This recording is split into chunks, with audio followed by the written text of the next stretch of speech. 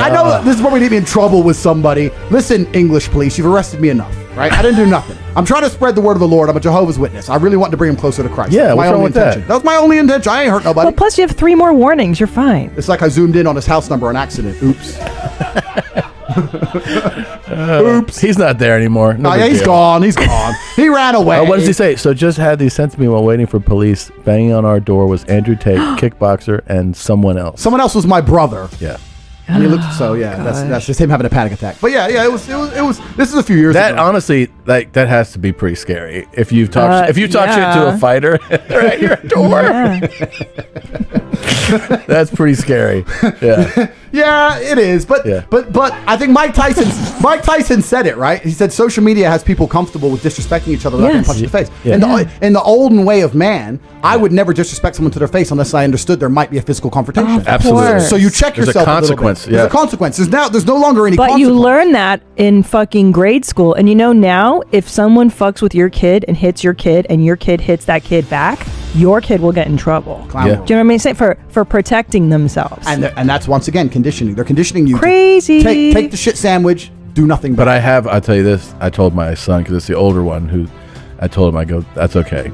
I go, if you get in trouble, it's okay. I'll defend you. If anybody ever tries to hurt you, you can hit them as hard as you want. I'll tell you a story. I'll tell you a story about my dad. This story went viral on one of my Twitter accounts. That got banned. But when I was in school, I was on the school bus in Indiana, and I was 6 or 7, and there was these 2 kids who were maybe 9 or 10 who used to pick on me from behind, right? And he used to pick on me on the bus all the time. And I came home to my dad and I started picking on me. He goes, "What are you gonna do about it?" I was like, "Well, I don't know what to do. They're bigger than me." And he goes, "You have a lunchbox?"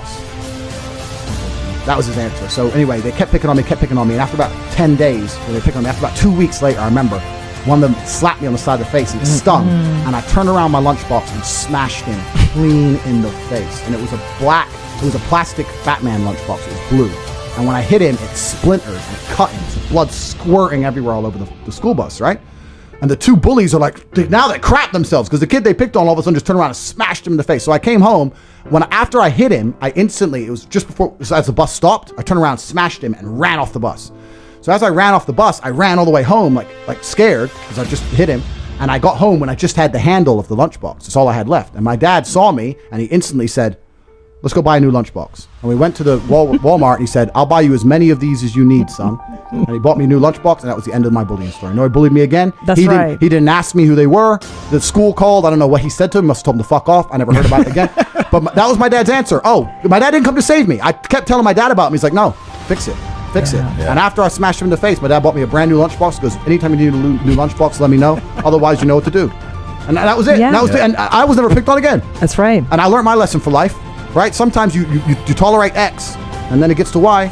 You gotta do what you gotta do. That's right. But these little fucking beta fucks don't learn those lessons because you're not allowed to defend yourself. And then they get in positions of power, and then they look at fucking Twitter accounts and like, he reminds me of that dude. He reminds, oh, he's living his life. He's enjoying his life. Oh, he laughed. He's smiling. Ban.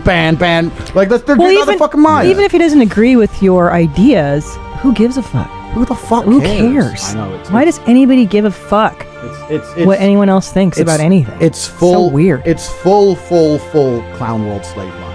And I mean, look, the programming. It's like, I curate my reality very, very carefully. Like, I don't even really read my own YouTube comments.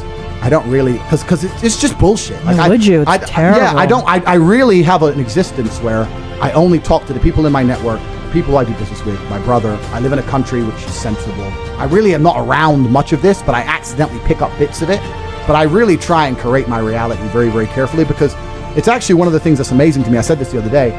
Everybody understands that you're the sum of the 5 people you spend the most time with. Everybody understands that. Everybody understands that. But they understand that and still hang around with fucking losers. True. It's like, is that not the ultimate mark of being a dumbass? If you understand that that's the truth and you don't curate your friendship and curate your reality, then you're a loser. I had a guy join the War Room the other day, my private network, and he joined, and we have multi-millionaires in there, we have a billionaire in there. I bought a Bugatti purely to add Bugatti owners to my network, so we have Bugatti owners in there. We have guys connected to the point where I can't even say who on YouTube, right? A guy joined, he's 19, he ain't nothing. He goes, "Look, I know I don't have any value to give, but I'm just here to learn, and I understand that if I stand a chance of escaping the Matrix, you're the man I need to be around." And I was like, you're absolutely intelligent. Instead of spending 19 sitting around playing video games, that's the smartest thing you could have ever done. Sure. His life's going to change forever, right? Because he's around people who understand. So all the people out here who sit there and go, yeah, you're the sum of the 5 people you hang around with the most. Yeah. And then go hang around with dickheads. You're an idiot. But most people are like that. Yeah. Because they're idiots, right? You have to create your reality, and there's nothing wrong with saying to people, you know what, I've outgrown you. You know what, I'm on a different path to you. You know what, X, Y, Z. Sometimes you got to cut people off, because if you don't create your reality, they infect your energy. That is a big one, man. They'll infect your energy. Yeah, it's like, it's negativity. It's being around it. I remember cutting off like a really good friend for a good period because of that negative draw. You know? 100%. Yeah. Because as much as I don't want to sound airy-fairy, I have noticed, I have a saying, and it's not a very remarkable saying, but I use it all the time, and that's dumb shit leads to dumb shit. And I say that for an example, like let's say you leave your car unlocked. You're unprofessional, you leave your car unlocked. Now it gets stolen. Now there's a police case. Now dumb shit leads to dumb shit. So when I'm around people who do dumb shit or unprofessional things, or they're not smooth, or they don't get their shit right, or they're negative, I refuse, because it comes true. Yeah. It's like you make it true. If I hang around with your stupid ass long enough, all the stupid shit you're talking about is going to happen to me. Yeah. So it's like you speak it into existence. Yes. So I refuse to be around it. Dumb shit leads to dumb shit. Everyone I talk to is such a fucking winner that when I sit around, all I can do is accidentally win. Yeah. It's like, oh shit, bam, more money. Like all you can do is win when you're around winners. It's true. It's all you can do. So you have to be very, very selective, and you have to very, very carefully curate your reality. And that's why I created the War Room, because it's a global network, but you have to be global and you have to be online nowadays, because if you're a normal dude living a normal life, you're never going to meet winners in day-to-day life. Yeah. Because they're all slaves. Yeah. So you have to find that guy in Singapore who's a winner, those 2 guys in Dubai who's a winner, one in London. Like, it's hard now. Yeah. It's getting harder and harder. But yeah, I don't tolerate negativity around me. I refuse to tolerate. It kind of reminds me, I knocked my own friend out once. I knocked my friend out. So sparring or like, no, for real. For real. So I was at my girlfriend's house. I'm about 21. I've got so many stories that make me sound like a psycho. I'm at my girlfriend's house. I'm 21. Anyway, her ex comes over with 5 of his friends, and they had hammers because he was mad I'm with this chick. I'm with my boy, and I'm like, what should we do? My friend's like, what should we do? What should we do? It's like, listen, this has been going on a while. He's been texting me that there's been a problem. Let's go out. Let's just deal with this. So I go out with my friend, and the ex goes to me, listen, starts threatening me with the hammer. You just have to apologize. He wanted me to say sorry for taking this bitch. So I ain't saying sorry. Because if you capitulate, it gets worse, right? So I was refusing to say sorry. And my friend next to me goes, well, why don't we just say sorry? It's 5 against 2, and now the guy on my team is acting like a coward and inspiring the enemy. I turned around and punched him so hard in his fucking face. Wow. I knocked my own friend out cold. And you know what those 5 dudes did after that? Shit themselves. They're like, Tate's nuts. He just knocked his own boy out before the fight starts.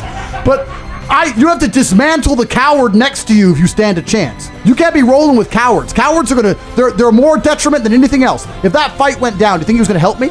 He would have just fucking run away anyway. Yeah. So what do I need him for? He's just a mascot for my enemies. Now he's just helping the enemies out. Jesus. So you have to create your reality. I'm not saying you have to run around punching your friends, but the point I'm making is you have to create your reality that everyone on your team is at least aiding you and benefiting you. If you have any cowardice or negativity around you, it's going to drag you back. Those 5 dudes were scared of me until that fucker started saying we should say sorry. Then they all got really brave. Yeah. He made them brave. So I had to teach them and him a lesson. I obviously never spoke to his stupid ass again.